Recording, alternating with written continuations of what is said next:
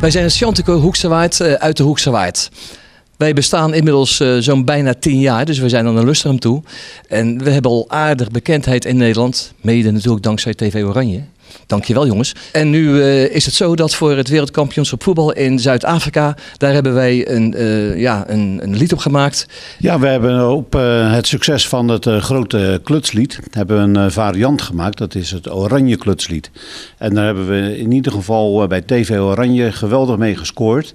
Want gedurende 14 dagen hebben we in de verzoekparade gestaan ermee. Waarvan een week in de top 3 en 1 dag op nummertje 1. En we hebben nu ook een tweede lied gemaakt. Dat is op de melodie van het Slavenkoor. En dat is het WK Oranje Lied. En als u in het bezit wil komen van deze cd, dan kunt u hem ook via de webwinkel van TV Oranje kopen. Maar ook uiteraard via ons eigen koor.